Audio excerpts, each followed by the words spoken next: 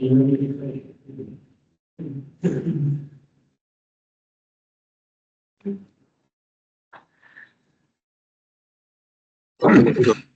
tardes, jóvenes.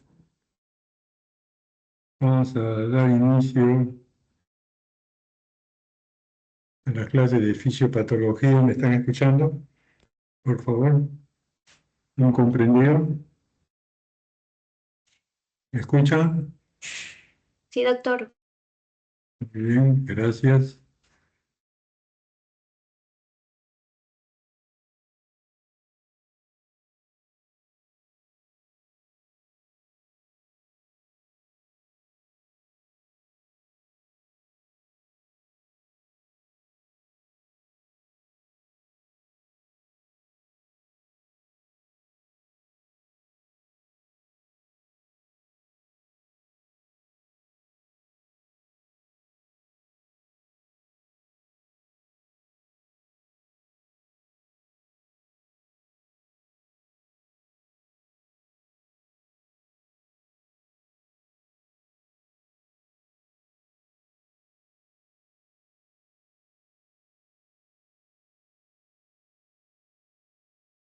Bien.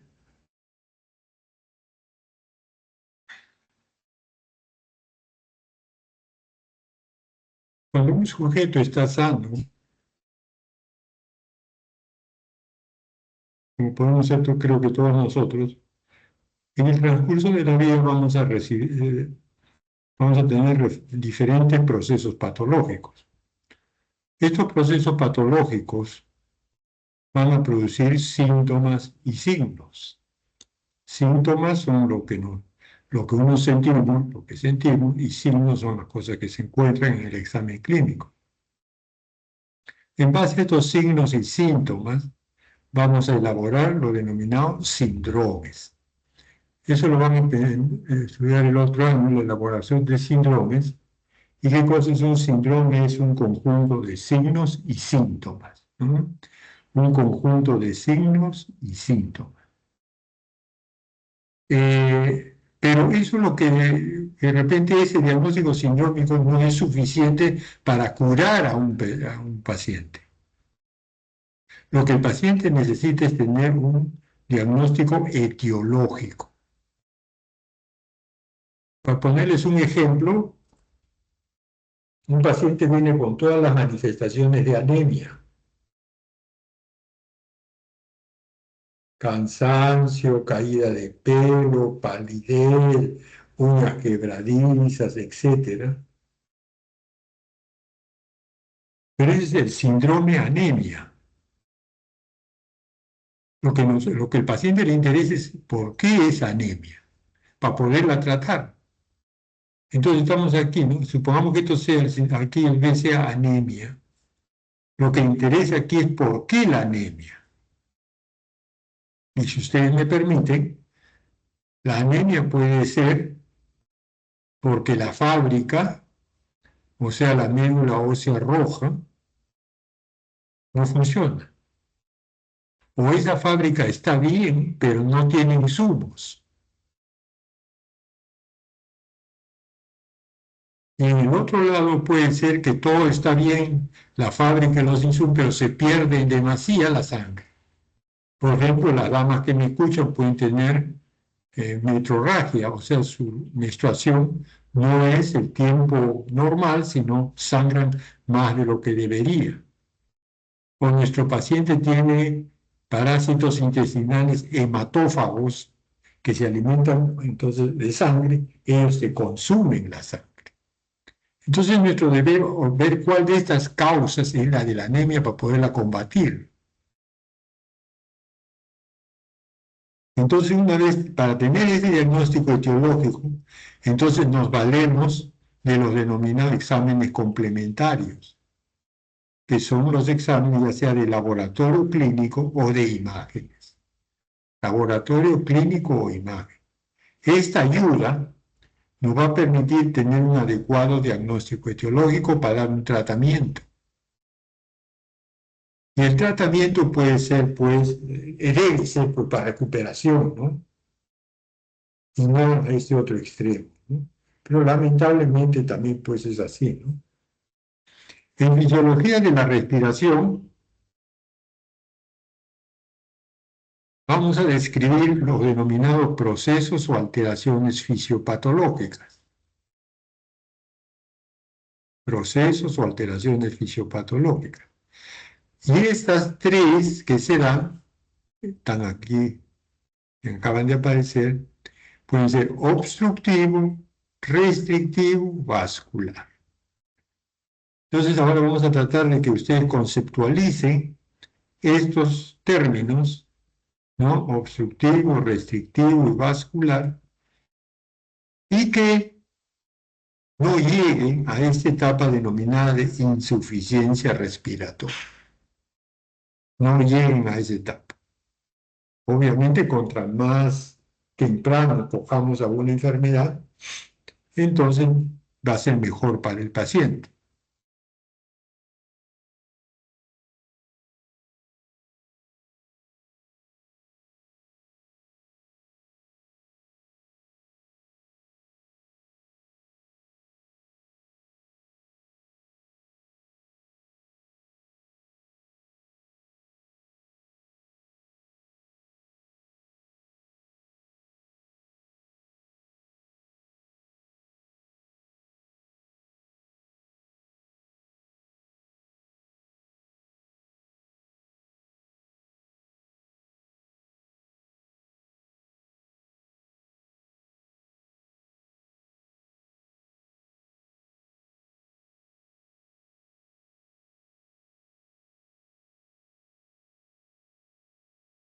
Esperemos un momento, por favor.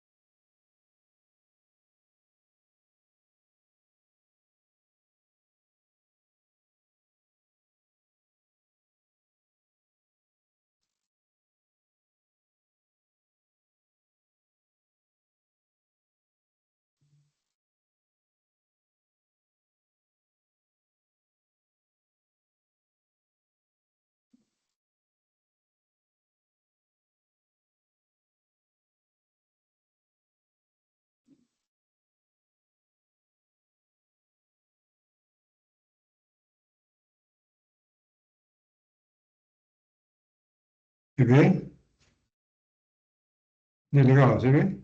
Sí, sí se ve, doctor. Sí, disculpe. Entonces, como les decía, en fisiología de la respiración hay estos procesos obstructivo, restrictivo y vascular, y nuestra obligación es identificarlos y no llegar a esta etapa denominada de insuficiencia respiratoria. Entonces vamos a empezar con el primero. Antes de eso, los síndromes que le hablaba hace un momento, en, en respiración, en neumología, se describen estos. Que ya ustedes en su momento los aprenderán más detalladamente. Yo los voy a mencionar en algún momento porque es necesario, no se pueden mantener separados. Este es un esquema clásico que me va a servir para explicarle a ustedes lo que viene a ser la función pulmonar, ¿no? ¿Cuál es en el fondo la función pulmonar? Que la sangre no venosa, o sea que no tiene poco oxígeno, mucho CO2, se ponga en contacto con el aire que está en los alveolos y se produzca el intercambio gaseoso, de tal manera que la sangre sale, si me permiten el término, limpia y purificada, y al cual llamaremos sangre arterial.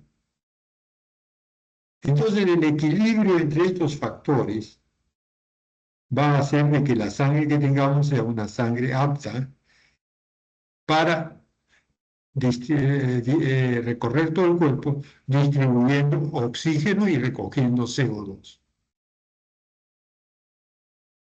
Pero tiene que haber pues un equilibrio, no se olviden, entre la sangre y el aire.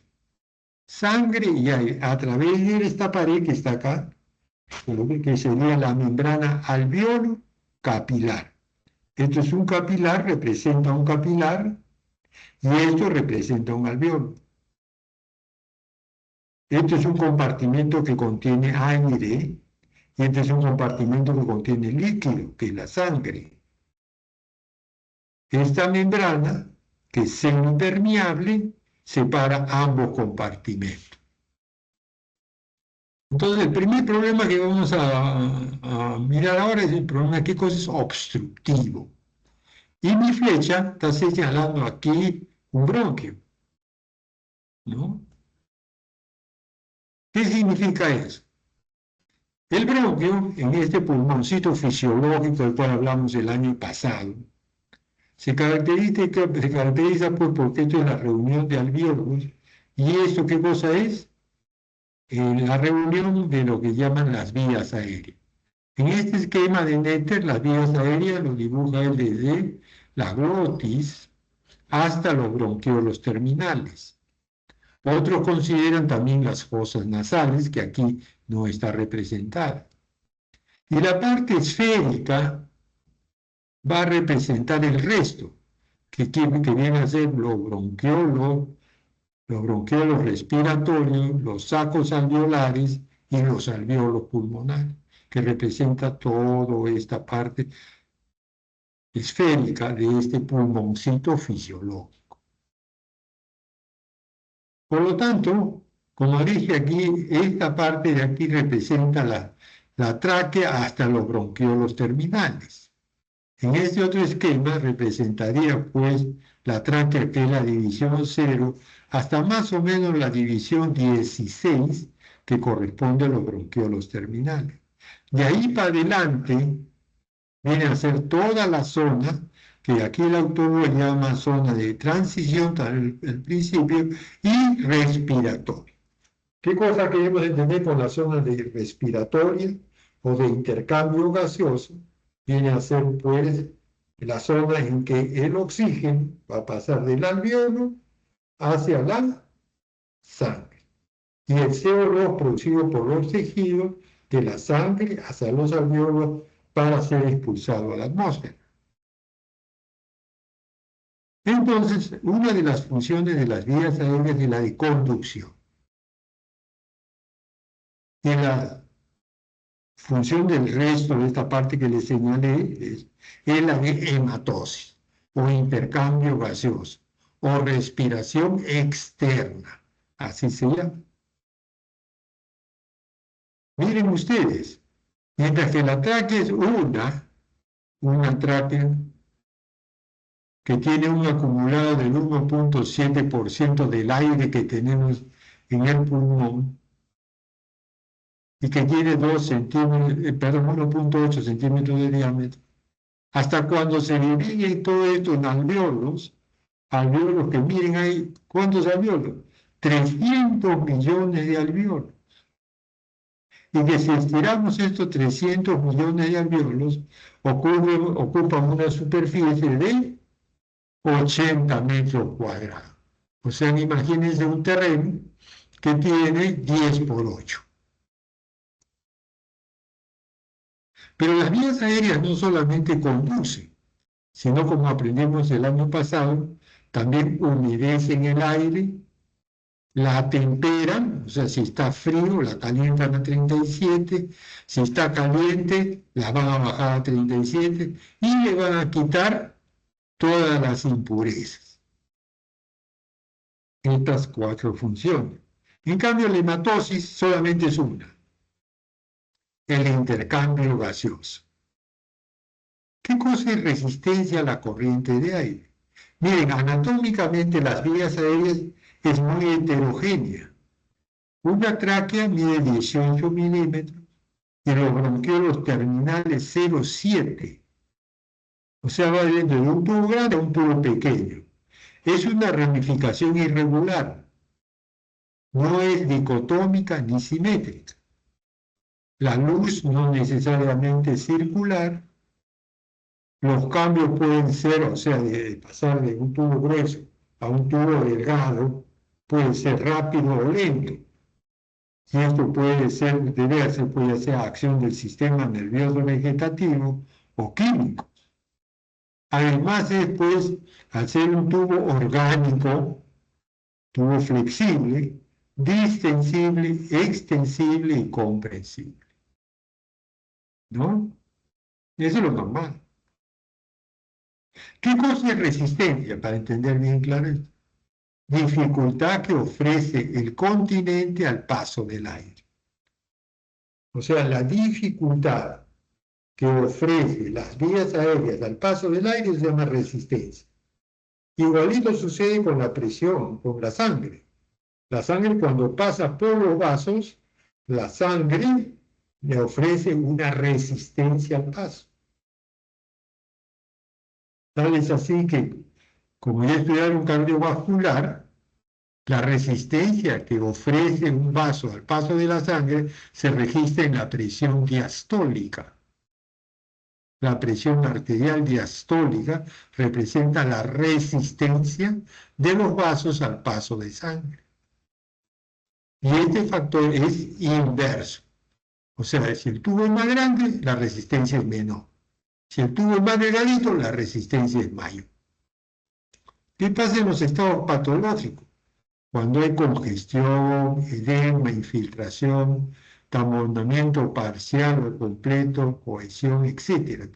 Todo lo que sucede en un estado patológico, ¿no? Eso va a traer de que este flujo, que debería ser usualmente laminar, se vuelva turbulento. Ahora quiero que miren este esquema. Miren ustedes, ¿qué es lo que representa? Lo que está aquí alrededor, esto que parece una malla, viene a ser el tejido peribronquial o perialveolar. Esto vendría a ser la pared de las vías aéreas. Y esto que está acá viene a ser la luz tubular. Muy importante relación entre los tres elementos. O sea, la luz tubular, el tubo en sí y el tejido que rodea al tubo. Quiero que aprecien este esquema, miren. Opciones. Aquí está el que acabamos de describir. Puede suceder este evento, este otro. ¿Y qué cosa es lo que nos debe llamar la atención? Miren, eso que está ahí. El diámetro del tubo. Miren ustedes lo que pasa con nosotros. En todo, el diámetro del tubo va a disminuir. Por lo tanto, si la luz disminuye, la resistencia aumenta. Entonces, una de las características de los procesos obstructivos es el aumento de la resistencia al paso del aire. Ahí está, aumento de la resistencia al flujo de aire, ya sea causado por problemas intraluminales de la pared de la vía aérea o peribronquiales. ¿Lo tenemos ahí? Obstrucciones intrabronquiales. Esto puede ser moco, por ejemplo. Engrosamiento de la pared. Ahí está. Se engrosa la pared, adelgaza la luz del tubo. Y por último, como este es un tejido orgánico, y aquí este tubo se mantiene, llamemos así, abierto, porque el tejido peribronquial tira de él, lo jala. Entonces lo mantiene en forma. Pero cuando este tejido peribronquial se destruye, entonces lo que hace el tubo como que se arruga. Y entonces la luz termina, la luz disminuye. Y eso se da pues. Entonces lo que tenemos aquí por problemas intraluminales de la pared de la vía aérea y peribronquial. Entonces, ¿qué va a haber? Un proceso que produce dificultad en las vías aéreas, al ingreso o salida de pulmón, de aire a los pulmones. Las enfermedades obstructivas en Estados Unidos es la segunda causa de morbilidad después de la cardíaca.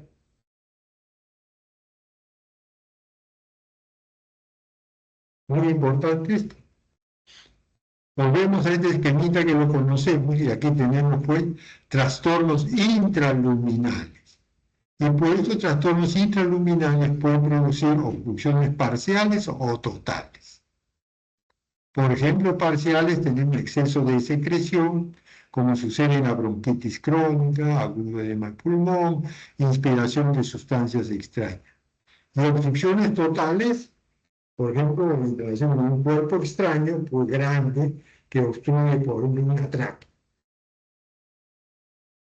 Todos nosotros, cuando hemos sido niños, ¿no? Tenemos la etapa oral de nuestro desarrollo, entonces de todas muchas cosas nos echamos a la boca. De repente viene el hermanito y te empuja, pues. Entonces este objeto se te pasa. Si se te pasa la vía digestiva no hay problema, pero si se te pasa la vía respiratoria, ahí sí es un gran problema porque de acuerdo al tamaño del objeto va a producir una obstrucción. Aquí tenemos otro caso, mire, de engrosamiento de la pared. ¿En qué circunstancias se produce el engrosamiento de la pared? Por ejemplo, en contracciones del músculo liso en el asma. Más tardecito vamos a hablar todo sobre asma. Hipertrofia de las glándulas mucosas como en la bronquitis crónica. Inflamación y edema, como ocurre en ambos casos, en asma y inflamación. Y los trastornos peribronquiales que dijimos, se rompe el equilibrio tensional entre el tubo que quiere colapsarse y el tejido que está peri al lado de él, que lo mantiene estirado.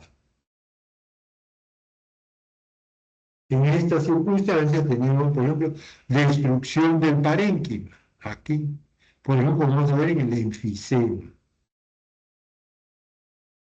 Ganglio linfático hipertrofiado, neoplasias, etcétera, van a producir este deterioro peritubular. En este esquema que vemos, lo ideal, pues así lo tuvimos, ¿ves?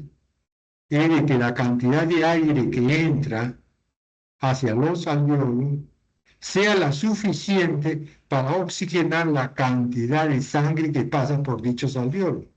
Esto se llama relación ventilación-perfusión. A es de alveolo, entonces tenemos, y el puntito ventilación. En fisiología, el puntito ahí arriba significa ventilación. Si no hubiera puntito, sería solamente volumen alveolar. Es 0,8. ¿Qué significa? Que para oxigenar 5,5 de sangre, se necesita como 4 de aire en los alveolos. Como 4 de aire en los alveolos. 4 entre 5, 0,8. Algunos consideran que es 1,1. Bueno, cada autor la forma que piensa, ¿no? Yo le estoy poniendo, yo no soy autor, solamente he cogido de uno de ellos, la relación es 0,8 la relación. Ahora si quieren 0,8, ahora, listo. Ahí quedamos. ¿Ya? Relación normal.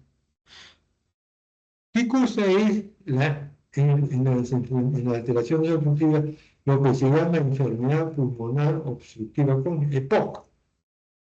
Más se conoce como EPOC. Enfermedad pulmonar obstructiva crónica. Término mal definido para pacientes que presentan enfisema y o bronquitis crónica.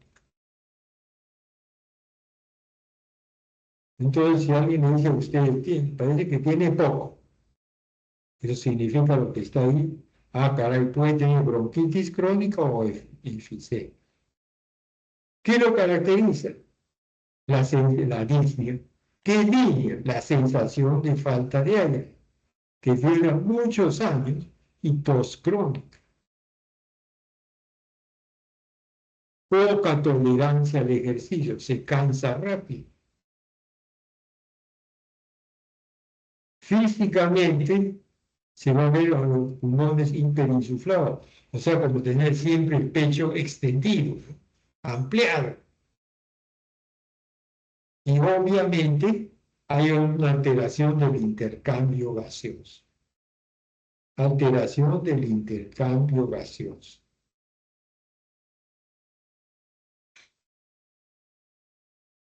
El enfisema, que es la primera que va de primer componente, que vamos a describir. Miren ustedes, este se parece a una coliflor o un brócoli, donde el tronquito es el bronquiolo terminal, el tronco principal, y después los troncos, el que van dividiéndose, serían los bronquiolos respiratorios, y aquí están todos los alveolos. ¿Qué pasa cuando hay una destrucción de los bronquiolos respiratorios, como se ve aquí, que forman este tipo de saco? Aún no afecta a los alveolos, que sería el tipo centrolobulillar, como está aquí, centro del lobulillo. Y panlobulillar, pan es total, todo, cuando afecta todo el lobulillo mientras está todo deteriorado, tanto de esta zona como esta de acá. ¿Y qué cosa es lo que vamos a ver al microscopio? Lo normal en un corte histológico es esto. Y sin embargo, en un enfisema hay mucha destrucción de estas paredes. Se destruyen, es como la casa, yo supongo que están en su casa, uno que está en su casa.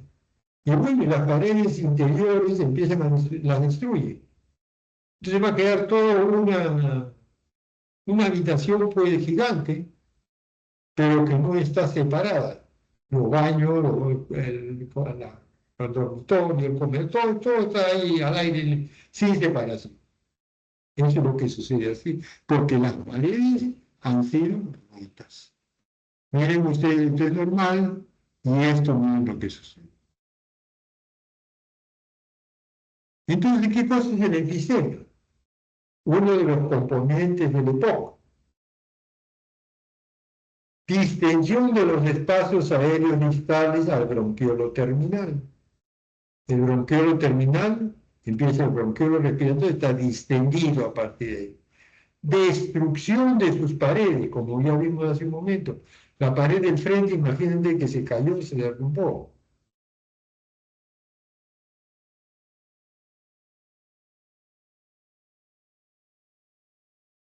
Entonces, de las paredes, ¿no? Destrucción de las paredes. Este es anatomopatológico, hay que verlo, ¿no?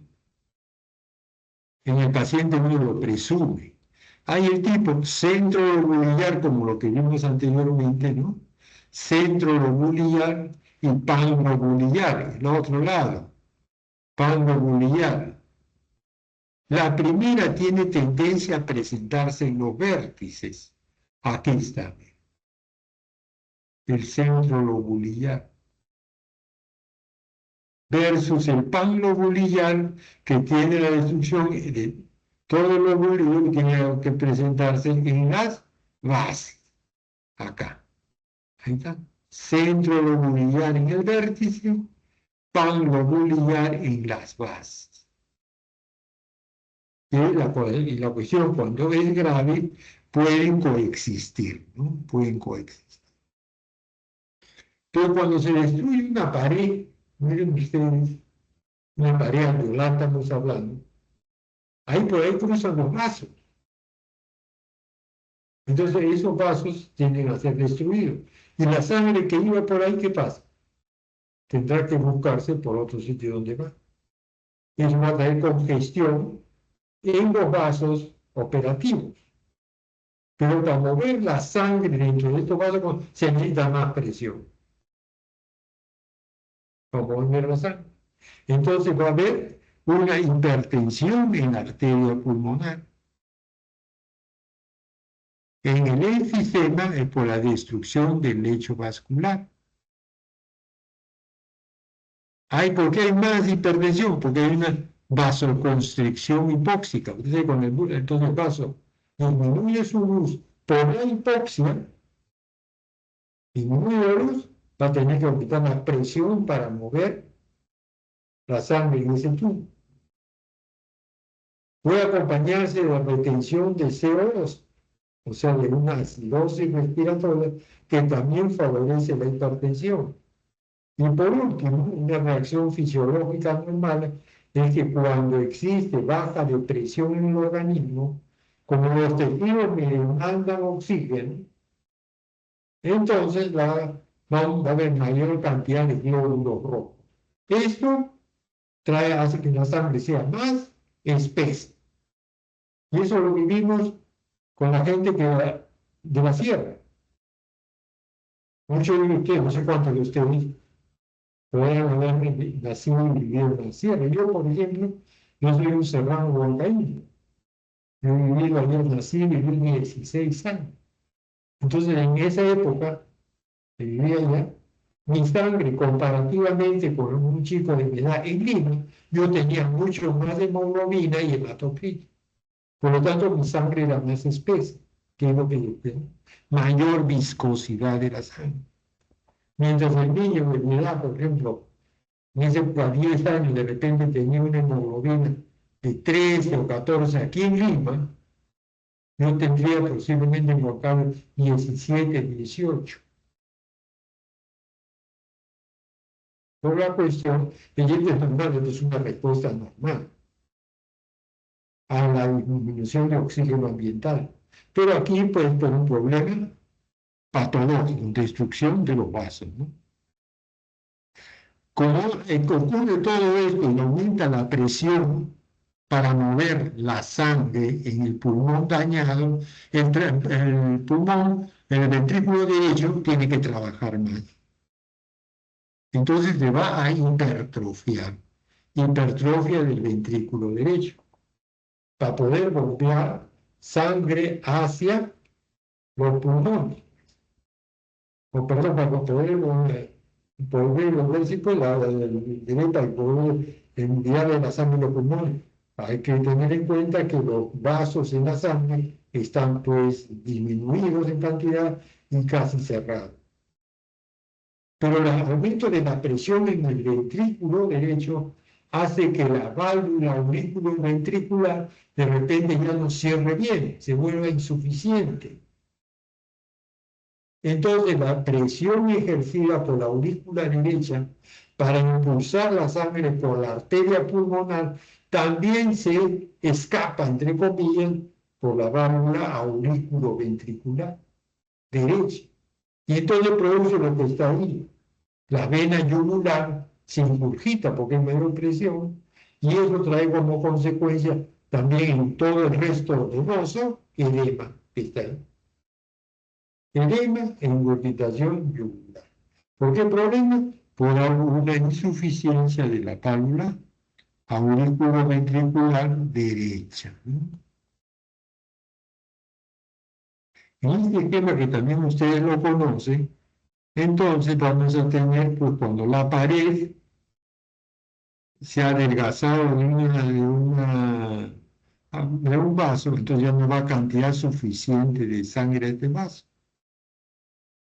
Entonces el aire que va no encuentra sangre con quien intercambiar. Aquí está. Un poco del aire que va se intercambia con la sangre y el resto no. No hay pues, con quien no hay sangre. Eso se llama espacio muerto alveolar.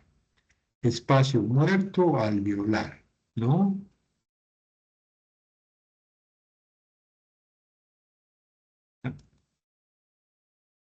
Y aquí tenemos, por ejemplo, algunas radiografías, cuando es normal, en este caso, por ejemplo, hay hiperinsuflación, diafragma bajo, mediastino estrecho, mide como un tubo, y la transparencia es mayor, que no se aprecia muy bien en esta radiografía, ¿no? Versus el otro componente que viene a ser la bronquitis crónica. ¿Qué es la bronquitis crónica? Bronquitis, todos hemos tenido bronquitis, tos, ardor de garganta, al principio se botaba moco blanco, después amarillo, después verdoso, de repente a veces cura solo, tenemos que tomar un antibiótico. Pero esa fue una etapa aguda, un episodio agudo. Pero bronquitis crónica finalmente es sinónimo de tos del fumador, debido a que el cigarro, el humo del cigarro, irrita las vías aéreas. Y como todo proceso irritativo, produce tos. Este proceso irritativo, pero no solamente produce tos, sino hay una producción excesiva de moco en el árbol bronquial. Expectoración abundante, casi diaria durante unos 3 meses al año y por lo menos 2 años sucesivos, dice. ¿Y aquí qué cosa viene? Como esto es un proceso irritativo constante, y como por mi grupo, por ejemplo, hemos visto pacientes que fuman 20, 40 cigarrillos al día. Entonces, pues, el proceso irritativo es constante.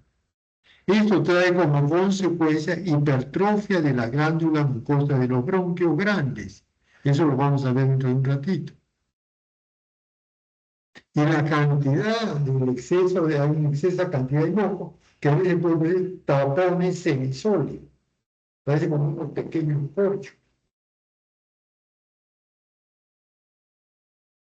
Además puede haber estrechamiento, edema e infiltrado celular en los bronquios más pequeños. Estábamos hablando de los grandes. Y como este es un proceso crónico, años, produce granulación y fibrosis. Granulación y fibrosis. La bronquitis crónica, ¿no? Aquí tenemos, mire, una glándula en la pared, y aquí tenemos una glándula mucosa de este grosor. Está señalado por la flecha roja. Miren ahora cómo está. Tremenda mucosa. Aquí tenemos lo que decíamos el índice de Reed. ¿Qué cosa es el índice de Reed? Que el ancho de la glándula mucosa debe ser menor al 40% del ancho del tubo. ¿Cómo se calcula? Aquí tenemos, pues, BC, que cosa es BC, ancho del leto, contra el espesor del tubo. BC entre AD. 0,4, o sea, esto debe ser como 4 y el resto como 10. Pero en el esquema anterior, miren ustedes este mapa. Todo esto, miren, tremendo comparado con esto.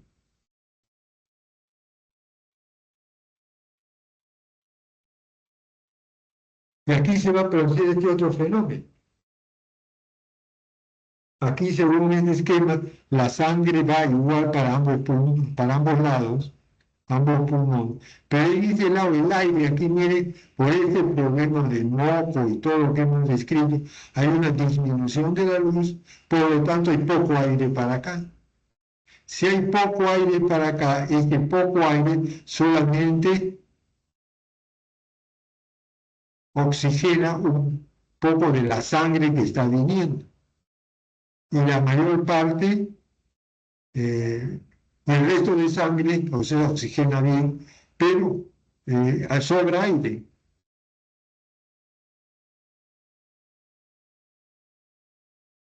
Y entonces la sangre pasa sin oxigenarse, ¿no? A ver, voy a recapitular porque parece que me he equivocado. De este pulmón B,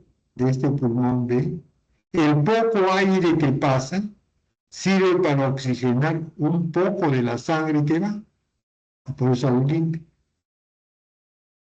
El resto de sangre que pasa no encuentra aire con que oxigenarse, porque no sale igual. Esto se llama derivación o shunt pulmonar, que ocurre en el EPOC D, que ahora vamos a describir. Vuelvo a insistir, como usted está viendo, tiene que haber un equilibrio entre el aire alveolar y la sangre. Y aquí se rompe.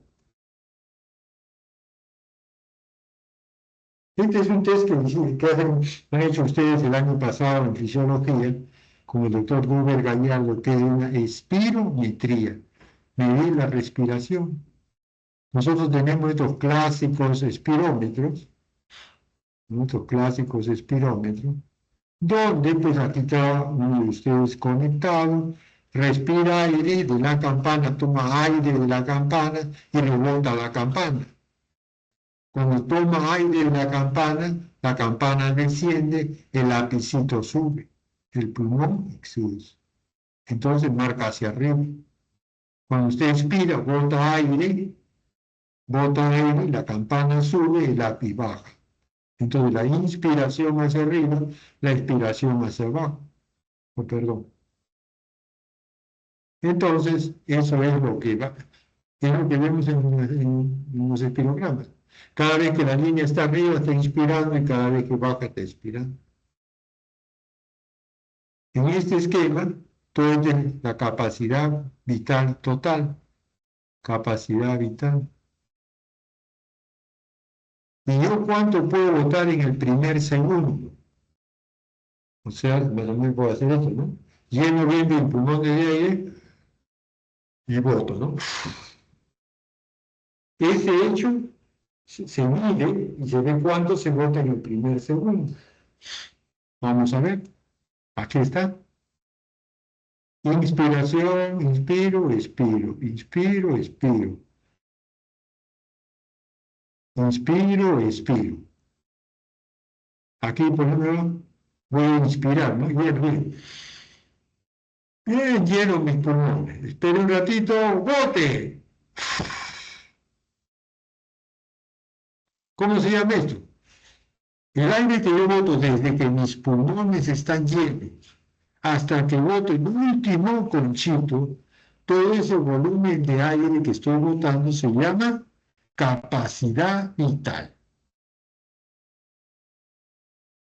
Como estoy tomando el tiempo de en cuánto lo va a botar, en cuántos segundos lo voy a poner, se llama cronometrada. Capacidad vital cronometrada. En el momento que yo tengo mis pulmones llenos y me contengo ahí para que alguien me diga, no, ya bote, es el momento cero. Entonces yo, en el primer segundo, debo haber botado entre el 80 al 86% de la capacidad vital. 80 a 86%. O sea, si mi capacidad vital es 4 litros, en el primer segundo debo botar por lo menos 3 litros 800. 3 litros 200, 4 por 8, 32. 3 litros 200, 80%. Este aire que he expulsado en el primer segundo se llama lo que está aquí, volumen expiratorio forzado en el primer segundo. Como yo voy a seguir botando aire, llega el segundo, ya debo haber botado un poquito más, pero miren cuánto, 87 a 92. Y aquí boté 80%, aquí apenas 5. Y después si sigo soplando, sigue, al tercer segundo, otro poquito más, 3. O sea que cuando uno hace una expiración forzada, en el primer segundo debe botar como mínimo 80% de la capacidad vital. 80% de la capacidad vital. En este otro esquema, a ver, vamos a ver qué pasa. Anormal, obstructivo. La capacidad vital de este sujeto es 5 litros. Ahí está. ¿Cuánto bota en el primer segundo? Acá. Ha botado 4 litros. ¿Cuál es su volumen de expiratorio forzado en el primer segundo? 80%. Ahí está. Pero tiene un proceso obstructivo, de eso que dijimos hace un momento. ya sea intraluminal, de la pared o parenquimal. Entonces, miren, su capacidad vital ya no es 5, sino solamente 3.1. Y le digo que vote rápido y vota 1.3. Miren que por 42%. Característica importante del proceso obstructivo. La disminución de la luz tubular trae como consecuencia que en el primer segundo se vote menos de lo que se debe votar. ¿No? ¿Se imaginan ustedes, no? Y yo de repente, formillo, pero tengo que ver, no sé eso, ¿no? Entonces me voy a demorar más, como está viendo en este esquema. Se pone más horizontal. Este aparato moderno, que se llama pletismógrafo corporal, nos permite analizar, miren ustedes, al paciente le digo, bote todo, o sujeto experimental, bote todo lo que pueda, aquí está. Aquí botó todo. Inspire. Grafica todo esto. ¿Cuánto inspiró? Todo tiene 5 litros. Inspira hasta así, tiene todo eso por 5 litros. Y le digo, bota rápido, como lo hizo hace un momento. Y después bota despacio. Y grafica eso. Normal. Eso te grafica este aparato que se llama pletismógrafo corporal. ¿Qué pasa cuando uno tiene un EPOC? O sea, una bronquitis crónica o un enfisema. Esta raya roja representa eso. Es una curva muy parecida a la normal, pero más chiquita. Todo es más chiquito.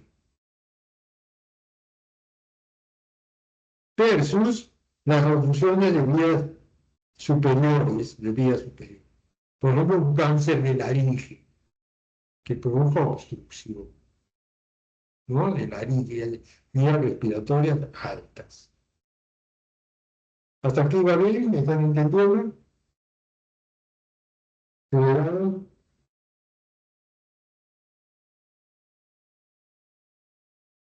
¿Se lograron? Sí. Mucho, quedas durmiendo tú. Ah, No, sí, todo el mundo dice, disculpe. está bueno el sueño.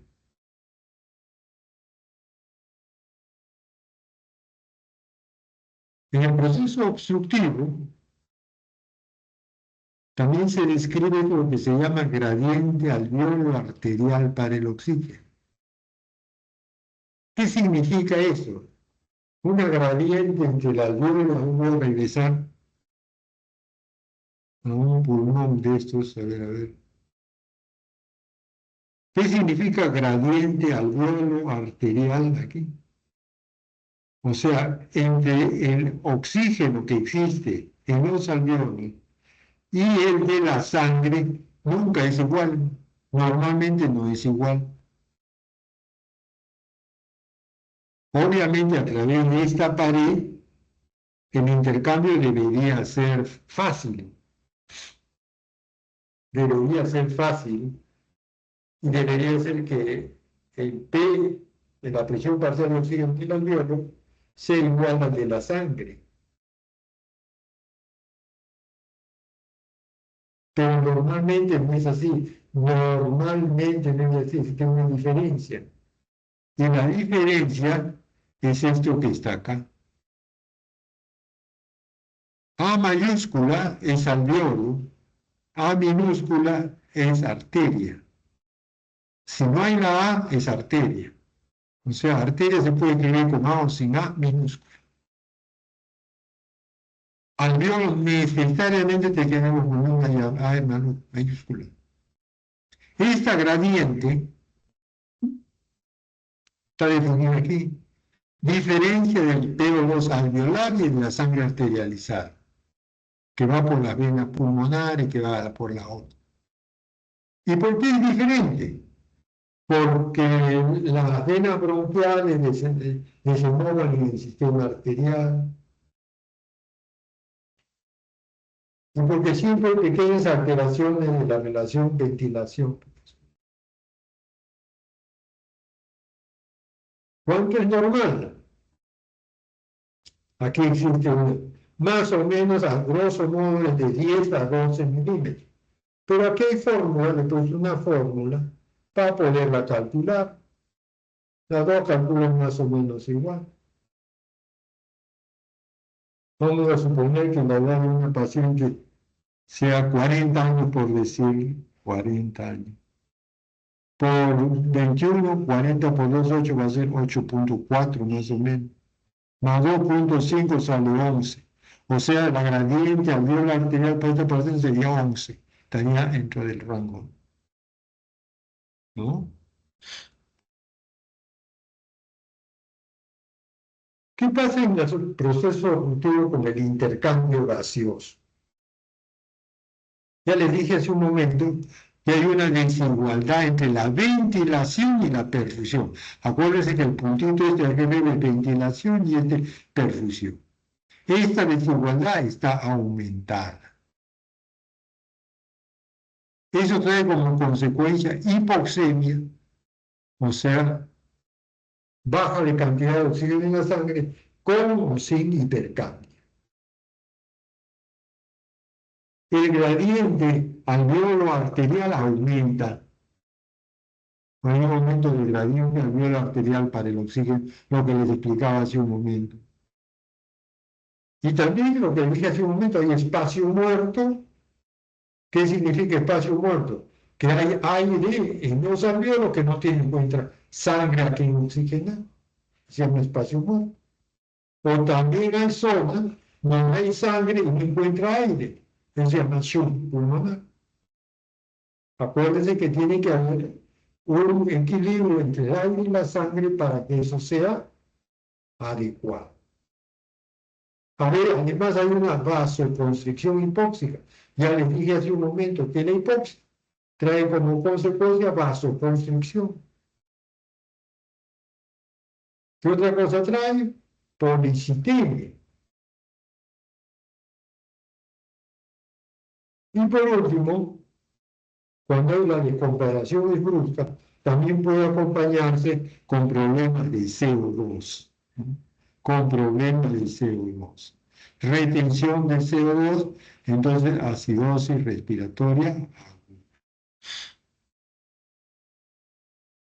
Miren, esta es una pareja ideal, pues una pareja normal, ¿no?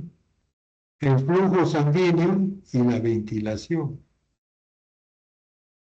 El flujo sanguíneo, perfusión y la ventilación.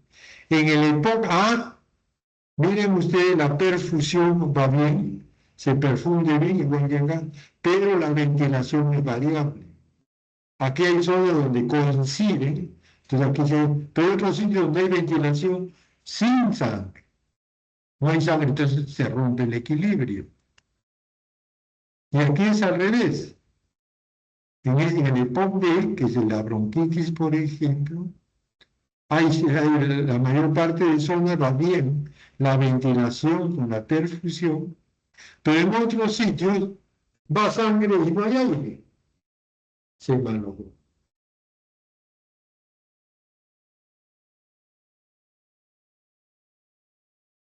Y aquí tenemos los tipos de, ¿cómo se llama?, de EPOC.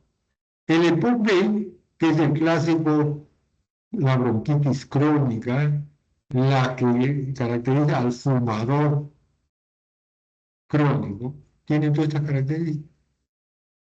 Disnea, tos frecuente, volumen torácico con poco o nada de incremento, a menudo está cianótico, a ver estertores y roncos, o sea, hay crepitantes, subcrepitantes y le rompe el pecho porque tiene moco que está que sube y baja en las vías. Puede tener edema periférico, etc. Mientras el soplador rosado es el enfisematoso, que tiene estas características. Disnea que aumenta con los años, nada poco, nada de todo, sobre expansión de tórax, pues es como si tuviera un gallo pues orgulloso, pues con el pecho hinchado, ¿no? Algo así. Disminución de ruido respiratorio porque las paredes están rotas y así sucesivamente. Como ustedes les voy a pasar esta transparencia, ustedes lo pueden leer con más tranquilidad. El ejemplo más típico del proceso nutritivo es el asma. Y para entenderlo mejor vamos a poner la figurita. Ante todo, el asma es una enfermedad atópica. ¿Qué significa atópico? Pues que la enfermedad, el agente que produce la reacción alérgica no le afecta a todos, sino a algunos. Esto a algunos le afecta pues, con esto, con asma bronquial. Posiblemente entre ustedes haya unos 2 o 3 que son asmáticos. Y el asma, como es un proceso crónico, a la larga va a traer todo esto que está acá. Miren, mientras un corte lo pone así, normal, en el B viene todo lo que ocurre. Moco en la vía aérea, edema de la mucosa, hipertrofia del músculo liso, las glándulas mucosas aumentadas, o sea, el índice de RIL alterado. Todo eso trae consecuencias de que la luz tubular, eso que está aquí comparado con este, disminuye. Y como les expliqué hace un momento, se trae como consecuencia aumento de la resistencia. ¿No? Entonces, estas son las características que tenemos frente al asma. Este es el modelo de anticuerpo, en el cual los antígenos van a reaccionar con la inmunoglobulina E, ¿no? El tejido linfóide sintetiza la inmunoglobulina E y este complejo, los antígenos anticuerpos, va a actuar sobre los mastocitos, produciendo todos estos mediadores que traen como consecuencia ya pues la hipertrofia de la muscular, aumento de la permeabilidad y los cambios inflamatorios que acabamos de revisar, ¿no? Este esquema hecho por un alumno también de fisiopatología por hace muchos años, este es un normal, aquí en el primer segundo cuando vota, y este es un asmático. Primeramente, en este asmático esta capacidad vital está muy disminuida, y además de eso su volumen en el primer segundo, miren, comparado con esta, una gran obstrucción. Las pruebas obstructivas se pueden clasificar en esta forma, y todo se va hablando mediante un volumen expiratorio forzado. Actualmente existen aparatitos modernos que lo usan mucho los neumólogos y más si están dedicados a problemas obstructivos, que agarran, entonces lo hacen soplar a uno, ¿quién pulmón y sopla, y la maquinita ahí nomás le lee cuánto es su capacidad vital cronometrada, cuánto votó en el primer segundo. Entonces nosotros hablamos de severidad leve, moderada, muy severa, cuando la capacidad vital que debería ser normal, más de 80 o más, tiene estas cantidades. Y después le hacemos inhalar una de estas maravillas pues, que tiene la medicina moderna, que es el broncodilatador local, el salbutamol, que fue el primero que salió y uno de los más usados. Usted lo hace inhalar y al rato lo hace respirar nuevamente y ve cuán reversible es el problema cuando se mide el volumen expiratorio forzado en el primer segundo. Ahí tenemos. Para terminar y descansar, miren ustedes, a los 3 segundos, 1, 2, 3, este paciente que está con el estatus asmático antes del uso de los broncodilatadores, solamente tiene un volumen expiratorio forzado a los 3 segundos.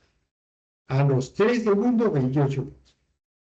Usted lo hace inhalar y después de inhalar bota ya 62. Hay que recordar que el completo, cuando están sanos, debe ser a los 3 segundos, entre 93 y 96. A los 3 segundos. Muy bien, puesto las dos, vamos a descansar un ratito y para anotarnos a la otra alteración fisiopatológica.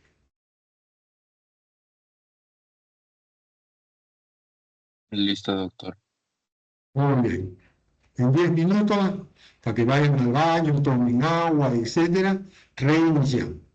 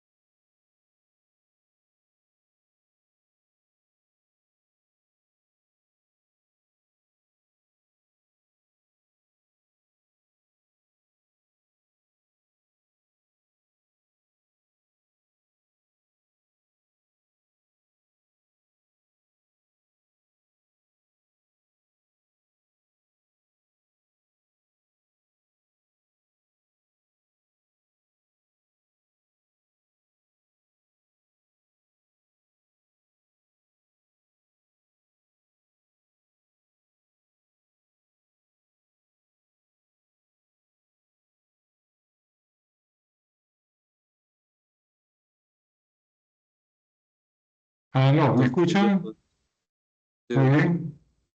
Vamos a continuar ahora con la otra alteración. Hace un momentito vimos el problema obstructivo, ¿no? Obstructivo, recordamos, vías aéreas. Vías aéreas.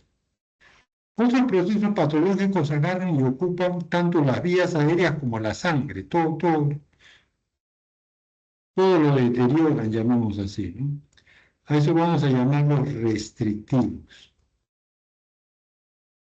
Y para eso vamos a empezar recordando lo que es un espirograma, y donde el espirograma, usted sabe que tiene 4 puntos cardinales, y se determinan los 4 volúmenes que ustedes conocen y están escritos aquí. Y también la suma de 2 o más volúmenes va a dar las capacidades. La que nos interesa es esta que está acá, la capacidad vital. En este momento nos interesa la capacidad vital. En modo práctico, con todos ustedes podemos hacerlo, llenamos bien nuestros pulmones de aire, ¿no? Bien llenos, y luego botamos todo lo que podamos, hasta el último conchito. Desde el final de inspiración forzada hasta el final de expiración forzada, todo ese aire que hemos botado se llama capacidad vital. O si quieren al revés, bueno, boto todo lo que puedo y después lleno al máximo ese aire que ha entrado, se llama capacidad vital. Eso nos interesa. ¿Cómo se mide el volumen residual? O sea, el volumen residual es este que está acá. Después de que yo boto todo el aire que pueda, hasta el último conchito, me queda todavía aire en los pulmones. Eso se llama volumen residual. Una de las técnicas de medición del volumen residual es dando a respirar una mezcla de helio en aire. El helio está representado por los puntitos rojos, que cuando usted se pone a respirar, al cabo de un rato todo se homogeniza. Lo bueno es que el helio no se absorbe en la sangre, entonces permanece en el aparato respiratorio, y usted con esta fórmula puede calcular cuánto más o menos es el volumen residual. Y el volumen residual pues es lo que nos va a dar, como se ve acá, en esta tabla, por ejemplo, ustedes que están entre 20 y 30 años, ¿no? Volumen residual, tienen 1200. Y las damas que me escuchan, más o menos 1000. Los caballeros, entre 50, cuando llegan a 50, 60 años, ya no van a tener 1200, sino 2400. Y estos volúmenes y capacidades pulmonares, como les enseñé el año pasado, varían con el sexo, ¿no? Varón, dama, con la edad y con la talla.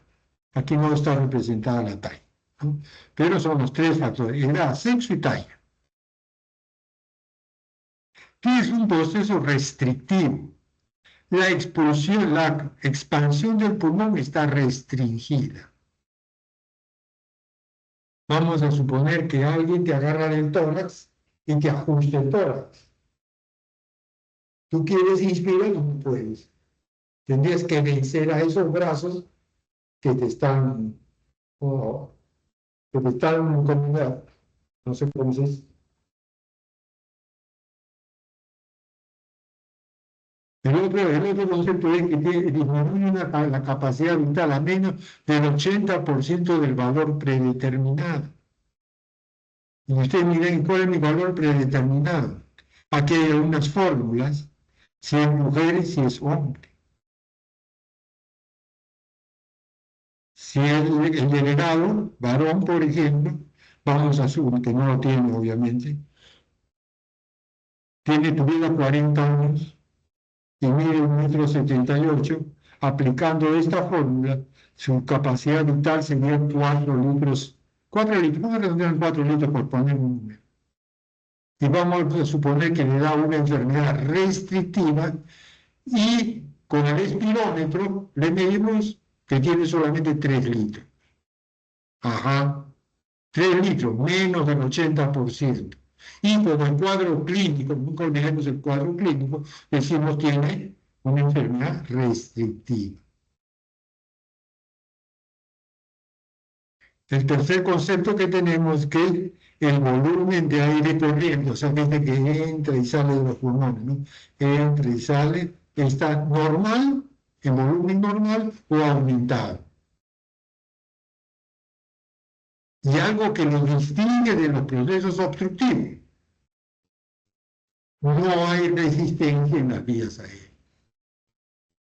No hay resistencia en las vías aéreas. Una de las enfermedades más comunes de procesos restrictivos es este que se llama fibrosis pulmonar intersticial difusa. Vamos a ver de qué se trata. Este es un corte histológico de un pulmón. Aquí tenemos alvéolos. Estos son los capilares pulmonares C. Dentro de los capilares hay un linfocito, hay un eritrocito. O sea que esto es líquido y esto es aire. Esquemáticamente, este autor lo ha representado así. Este es el capilar, el endotelio, la célula endotelial. Aquí está su núcleo de la célula endotelial. Dentro del endotelio que va sangre. Puede ser que será hidropunlismo, hematía, no sé qué será. Fuera, afuerita, está aquí está el núcleo de la célula epitelial. Y entre el endotelio y el epitelio existe un espacio intersticial, ahí está, intersticio, que el autor ha representado aquí con un poquito de colágeno, y el resto es líquido. Esto es la membrana alveolo arterial, aquí alveolo, aquí la sangre. El oxígeno pasa del alveolo a la sangre y el CO2 en sentido contrario. Aquí se está produciendo la hematosis o respiración externa. Hematosis o respiración externa, que es un intercambio gaseoso. Imagínense, el autor ahora lo que ha hecho es graficar, mire la cantidad de colágeno que está metido en todo. O sea, todo esto se llena de colágeno. Por tanto, la pared se engruesa. Es como si la pared que tienen ustedes en su casa, la que estás mirando en este momento, en lugar de tener una fila de ladrillo, tiene pues 5 filas de ladrillo. Entonces la pared ya no mide cuánto será, 20 centímetros de ancho, no mide 1 metro de ancho. Por la presencia de colágeno. Y este esquema lo conocemos, normal. El enfisema, y miren la fibrosis. Debido a esta cantidad de colágeno que existe, miren el tejido peritubular, miren de qué grosor tiene. Entonces, como tener un gel más fuerte, que estira al bronquio. Entonces, miren ustedes, la luz que antes existía así, ahora es de este tamaño. Entonces, ¿va a haber resistencia? ¿La resistencia va a ser mayor o menor? Va a ser menor, pues, porque el tubo es más grueso. Ya no hay resistencia al paso del aire. Una de las características de la fibrosis. Ya este esquema también lo conocemos. Vuelvo a repetirlo, el normal, 5 litros, en el primer segundo bota 4, volumen expiratorio forzado 80%.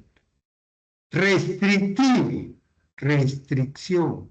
La capacidad vital, ¿cuánto es? 3 litros 1. Capacidad vital menos del 80%. ¿Cuánto bota en el primer segundo? 2.8. Porcentaje, 90%. Ojo, no hay obstrucción. Y al contrario, la vía aérea está más dilatada.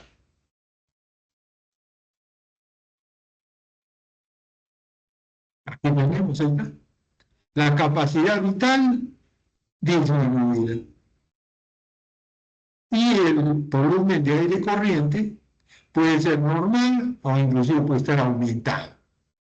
Este es BAC. Volumen de aire corriente. Entra, sale, entra, sale. ¿Cuáles son las características fisiopatológicas de este estado?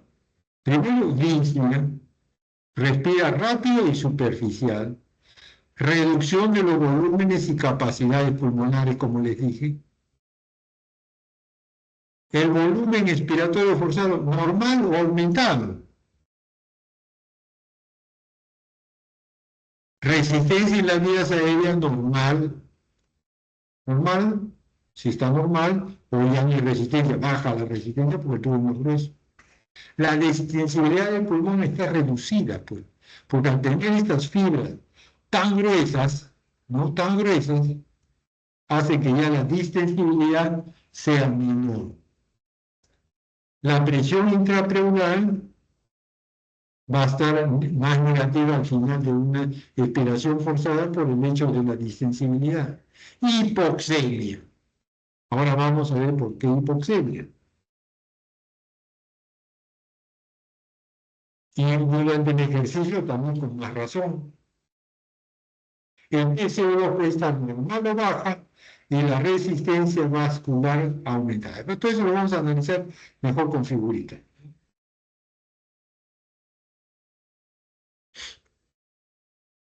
Chicos, entonces la fibrosis, engrosamiento de la membrana alveolo-capilar.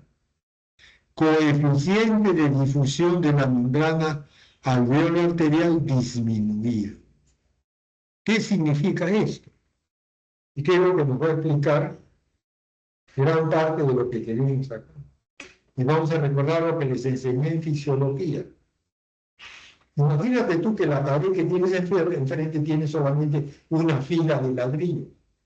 Entonces el oxígeno pasa muy bien de donde estás tú al otro lado.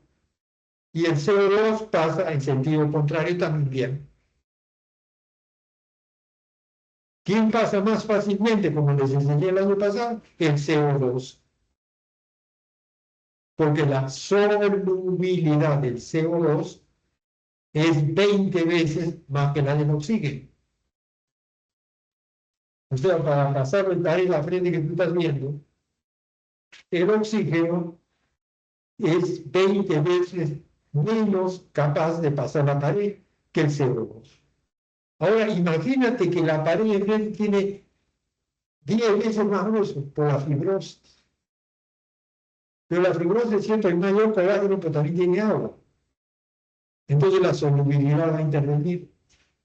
Entonces, ¿quién de los dos se va a ver afectado? ¿El que tiene más fácil solubilidad o el que tiene más alto? El que tiene más alta solubilidad. ¿Quién tiene más alta solubilidad? El CO2. Por eso que en los engrosamientos de la membrana alveolo-capilar, el que tiene problemas es el oxígeno. Entonces el paciente presenta hipoxemia. El oxígeno no puede pasar al otro lado. El CO2 por su alta solubilidad pasa bien, a pesar que está grueso, no importa, no pasa. Entonces no hay intercambio. ¿Pero qué? Escúchenme bien, ojalá que me entiendan. ¿Pero qué pasa al no haber oxígeno? La sangre baja con oxígeno, entonces los receptores de oxígeno le dicen al centro respiratorio, oye, el oxígeno está bajo. Entonces el pulmón empieza a respirar más para captar más oxígeno. Al aumentar la presión en los alveolos del oxígeno, va a haber un poco más de pasaje de oxígeno hacia el otro lado. Pero este aumento de aire en los alveolos trae consecuencia que se bote más CO2. Entonces, en este momento ya vamos a empezar a ver hipocapnia, porque está sacando el CO2. Y el CO2, a pesar de que es un elemento de desecho, cuando está bajo también produce trastorno. Entonces, eso es lo que, yo pensé que tenía un esquema, discúlpeme, eso es lo que yo estoy tratando de explicar ahora con estos puntos que los pasé rápido. Entonces, no se olviden de la solubilidad de un gas en un líquido.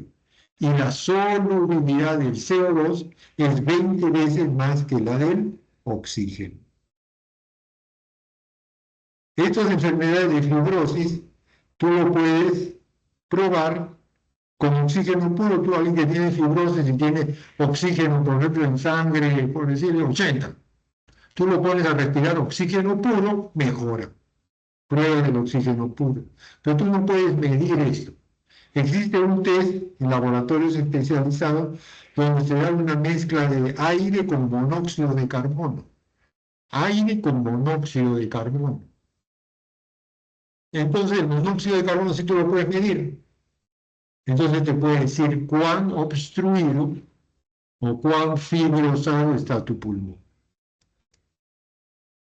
Y aquí tenemos ejemplos de radiográfico, por ejemplo, de fibrosis intersticial difusa, bilateral, idiopática, la enfermedad de los picapedreros, la silicosis. Antes, cuando los techos estos de Terni se fabricaban con un material que era asbesto, producía una enfermedad, asbestosis. Antes, ahora ya no. Esta es una enfermedad genética, histocistosis X. Todas estas causas producen este engrosamiento de la membrana alveolo-capilar. Pero ¿qué otras enfermedades pueden ser restrictivas? Porque estamos aquí, ahora vamos a ver. Neumonía, miren ustedes, lóbulo superior derecho. Esto de acá debería ser también así. Pero miren, todo está ocupado por este material pus. Los alvéolos de esto de acá, perdón, están llenos de pus. No es que es neumonía. Entonces, si el alvéolo está lleno de pus, ya no entra aire. Y si no hay aire, no hay intercambio gaseoso. Restrictivo. Otro ejemplo, a ver qué sale. Hipoplasia pulmonar izquierda. El pulmón no ha desarrollado órgano.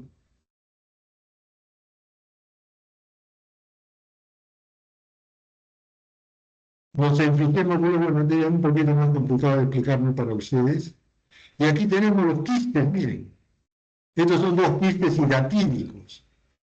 Bien, tremendo quiste. De que es más pequeño. ¿Restringen el campo pulmonar? Sí. Porque aquí en vez de ver este parénquima, está lleno pues de esta bola. Restricción. ¿Qué otro fenómeno trae problemas restrictivos? Afecciones de la columna vertebral. Vamos a ver los ejemplos. Miren esta columna. Aquí está el chiquito. La espondilitis anquilosante. ¿Qué enfermedad es esta? Entre vértebra y vértebra, ustedes saben que entre vértebra y vértebra hay flexibilidad, pero cuando entre vértebra y vértebra se sueltan, la vértebra ya no se mueve. Es un tubo que se tiene. También el pulmón es afectado por esto, enfermedad restrictiva, ¿no? Y a esto no necesita explicación. Es una foto lamentablemente pues, muy cruda, no de un paso de polio, ¿no? Esto lo encuentran ustedes en internet, ¿no? Eso, o sea, enfermedades de la caja torácica. Y por último, tenemos enfermedades de la pleura. Tenemos esta, empiema pleural, pus en el espacio pleural. Ustedes saben que el espacio pleural es un espacio virtual, donde existe una pequeña cantidad de líquido, el líquido pleural, que le sirve como lubricante entre pulmón y caja torácica. Pero cuando se hace real, en este caso se ha hecho real por la presencia de pus. ¿Qué cosa trae? Disminución del campo respiratorio. Otro, neumotórax, aire. Todo esto se llenó el pulmón derecho de aire. Ustedes están viviendo con el pulmón izquierdo. Esto suele suceder en los accidentes de tránsito, por ejemplo, donde hay una perforación de la pared torácica, donde la atmósfera se comunica con el espacio pleural. Entonces inmediatamente el aire entra al espacio pleural y el pulmón se colapsa. Aquí está el pulmón colapsado. Parte del corazón también está acá, pero aquí está el pulmón colapsado. Metástasis por derrame pleural, miren ustedes, los casos de cáncer. Neumotórax, neumoaire y todavía con hidrotórax. O sea que tiene un nivel de líquido, agua, con pus, que será, sangre puede ser, y aire. Entonces los procesos restricción, el campo pulmonar está disminuido, ¿no? Ya no tienes tus dos buenos pulmones trabajando, sino por A o B patología tiene menos de, te quitan 25, te quitan 35, te quitan 45, cada vez te vas quedando más chico. Y las causas son aquí. Enfermedades intersticiales, lo que ya le dije hace un momento, fibrosis pulmonar difusa. Fármacos que pueden producir inflamación de esta zona, veneno, exceso de rayos X, que ocupan espacio, ya les dije, quiste, ese quiste es una tremenda pelota que vimos. Ahora puede ser un quiste negativo, pero puede ser un absceso, o puede ser cáncer, ya sea cáncer del mismo pulmón o en el bronquio, o metástasis de las pleuras, neumoaire, pío, pus, sangre, o paquipleuritis, cuando la pleura se engruesa. Y enfermedades de la caja torácica, ya vimos de estos chiquitos, y enfermedades musculares, pues, polio y Guillain-Barré. Usted sabe que el tórax se expande por acción de los músculos, pero si los músculos no se expanden, ¿qué pasa? La caja no se mueve. El aire entra por acción muscular, que hace que la caja torácica se mueva. Así entra aire. Pero si los músculos, por este asunto de enfermedades neuromusculares, no funcionan, no entra aire. Y otras causas que tenemos aquí, sarcoidosis, etc. Eso es restricción. Este es mucho más corto que restricción. Y después, el vascular, no lo suelen, en el libro que yo me gusta leer, lo consideran como problema respiratorio, pero malo, también la mayoría lo consideran como problema cardíaco. No olvidemos que para que haya una cantidad de aire acá, como 4, y para que exista un aire, aquí tiene que haber como 5.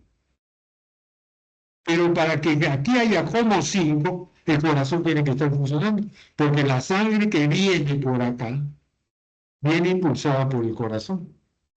El corazón derecho impulsa la sangre por acá. Se pone en contacto con los alvéolos, se produce el intercambio gaseoso, la sangre se limpia, entre comillas, sangre arterial, va a la aurícula izquierda, ventrículo izquierdo y aorta y se reparte. Entonces no olvidemos esta relación ventilación como 4, perfusión como 5. Algunos doctores dicen 1, 4, 5, lo que sea, pero la relación es 0.8 a 1. De acuerdo, ahí queda. Ahora entonces vamos a ver qué pasa con lo vascular. Bueno, yo en esta oportunidad lo voy a tocar el vascular y voy a usar este esquema que ya lo conocen. ¿Qué cosa es el edema pulmonar? Acuérdense, quiero recalcarles de que normalmente existe poco de colágeno, poquito de colágeno, y mucho líquido intersticial.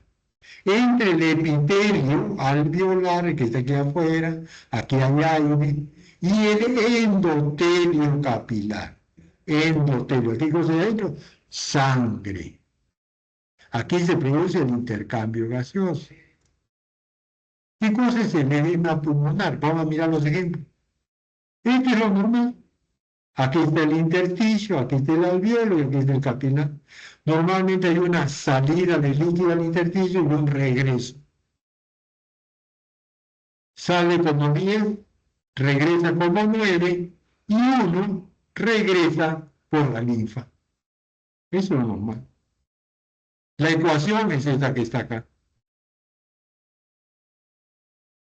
Pero ¿qué pasa cuando hay un problema vascular y, por ejemplo, hay una hipertensión de la arteria pulmonar? O sea, la sangre dentro de acá tiene mucha presión. Entonces debe haber más salida de líquido. Ya no como 10, sino como 12, por decirlo. Y regresa como 8. El resto va a tener que venir por la linfa. Por eso que aquí hay línea entrecortada y aquí hay línea continua. Pero aquí se produce retención de líquido. En este espacio se llama edema intersticial. Pero hay veces tanta la presión que el líquido sale hasta acá afuera, hasta el alveolo. Entonces, el alveolo que debería tener aire, se llena de plasma. Entonces ya no entra aire. Y como este líquido estimula la tos, entonces el paciente tose y expectora un líquido espumoso, como si fuera batido de huevo. Y es efectivamente por la albúmina que está botando por los pulmones. Ahí está. Líquido atraviesa la membrana alveolo-capilar. Hasta puede haber hematíes. Y el paciente va a decir, doctor, en vez de medio rosadito. Medio rosadito, ¿y por qué? Tiene glóbulo. ¿No? Entonces, aquí tenemos lo mismo con algunas explicaciones, ¿no? Más específicas, ¿no? Aquí esto, como también dice, poco efecto en la función pulmonar, el edema intersticial. Este es el severo. Severo. O sea, la sensación de falta de aire es severa. Y produce ortopnea. ¿Qué cosa es ortopnea? Ortopnea es cuando todos nosotros nos podemos echar a la cama muy bien sin problema. Porque sufre de ortopnea, cuando se echa se ahoga. Tiene que sentarse. Tiene que estar sentado. Inclusive duermes sentado o sentado. Y entonces el paciente me dice, mire doctor, me falta aire. Y de noche peor. Porque cuando me echo no puedo echar, tengo que ponerme una almohada. Antes con una almohada es suficiente, ahora uso 2. Y ahí tengo que ponerme 3. Ya con 3 almohadas casi sentado. Eso se llama ortopnea. ¿Está? Expansión dorsal y espumosa, marcada, opacidad marcada, e hipoxemia severa. O sea, está tan deteriorado que pues, la sangre no puede oxigenarse bien. Entonces tiene hipoxemia severa, trae consecuencia hipoxia, o sea, bajan también los tejidos y todas las consecuencias de ella. Y aquí tenemos, en este cuadrito muy importante, los mecanismos y sus efectos precipitantes. Aumento de la presión hidrostática capilar. ¿En qué circunstancias aumenta? Ahí está, infarto del miocardio, estenosis mitral, sobrecarga del líquido, enfermedad pulmonar veno-oclusiva, o sea, cuando las venas pulmonares se cierran, aumento de la permeabilidad capilar, toxinas circulantes, inhaladas, o en caso de sepsis, radioterapia, o radiación, y toxicidad por el oxígeno, cuando mucho tiempo produce eso, y síndrome de distrés del adulto. Reducción del drenaje linfático, le puse en el ejemplo de la linfa, si esta vía se obstruye, obviamente por donde se desahoga, si me permiten el término, el exceso. Disminución de la presión intersticial, por ejemplo, cuando es una evacuación tan rápida de un derrame pleural o neumotórax. Cuando tengan ustedes, y eso lo enseñarán en la práctica, un paciente que tiene agua en el pulmón, usted no le puede agarrar y sacar de un solo tiro, saca todo lo que tiene, ¿no? Tiene que ser lentamente si no puede producir todo eso, ¿no? Entonces, son diferentes mecanismos para estos eventos, ¿no? Aquí tenemos un capilar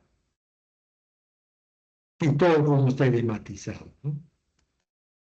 Aquí tenemos, miren, estos son los alvéolos y estos son los alvéolos ocupados por sangre. Entonces, lo que estamos ocupados por sangre debido al edema. Y aquí tenemos algunas características del edema pulmonar.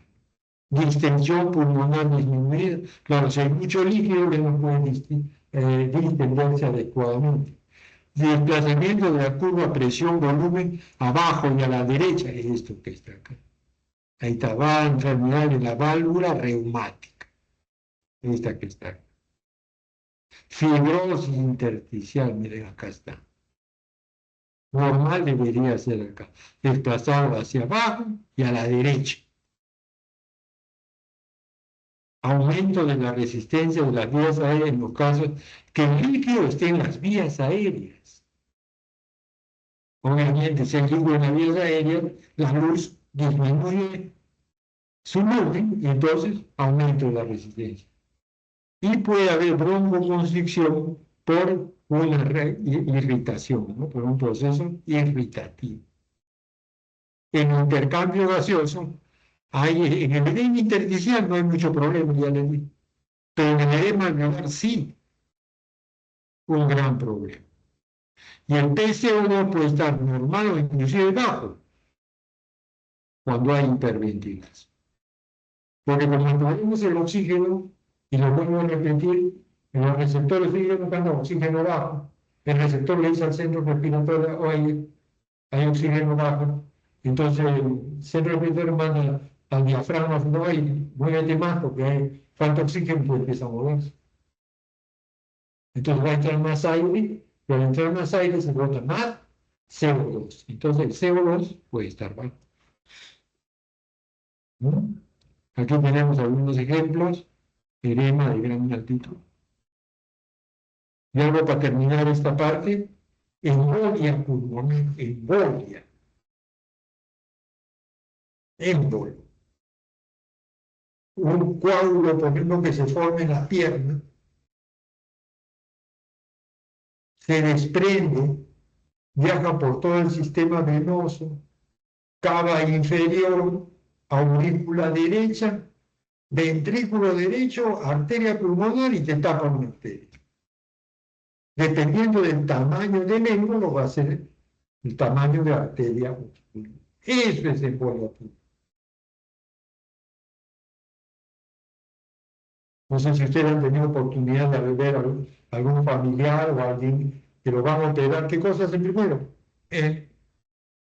Vendarle las piernas. ¿Tengo o no tengo avance? Yo, por ejemplo, tengo avance de miembros inferiores y uso medias elásticas para evitar justamente esto de que la sangre acumulada, como no circula, se coagula. Y si se coagula, cuando se desprenda, pues me va a producir una embolia pulmonar. En un paciente que está siendo operado, de repente está 2, 3 horas ahí echado, la sangre está estancada, puede producir eso. Y aquí tenemos algunas características. Los trombos pequeños casi son inadvertidos, pueden ser potencialmente fatales. La mayor parte son trombos provenientes de los miembros inferiores y tiene que darse estas condiciones. 3 condiciones que es la triada de Virchow, ¿no? Éstasis venosa, alteraciones de la coagulación y anomalía de los vasos sanguíneos, flebitis. Esto se discute porque a veces con solamente 2 de ellos ya se forma el coágulo. No necesariamente tienen que estar los 3, ¿no? En embolia pulmonar, obviamente, la circulación pulmonar sufre porque una parte se ha tapado.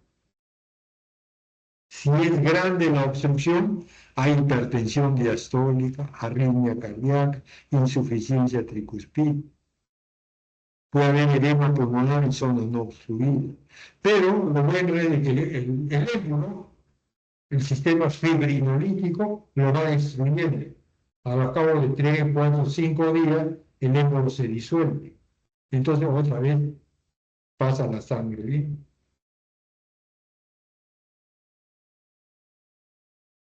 Miren, para ver la relación, la ventilación viene con un centilogramo, según 133, miren cómo se ve, cómo están los pulmones.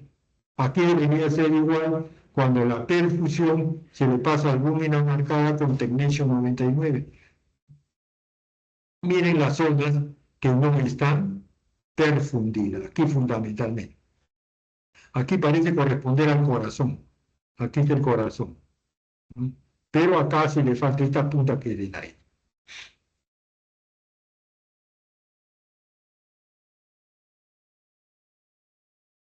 Muy bien. Aquí sí vamos ahora a descansar un poquito más de tiempo porque tengo que ver un asunto. Según mi reloj es 1:15 será más o menos, pues, tendremos un recreo largo, cuando estaba en el colegio, ¿no? Un recreo largo. Será más o menos hasta las 3:30, más o menos, ¿ya? Por favor. Entonces, a las 3:30 nos volvemos a juntar. Y ahí ya terminamos y todas las preguntas que ustedes quieren. ¿Ok, delegado? Listo, doctor, está bien. Muy bien, disculpen ustedes, gracias.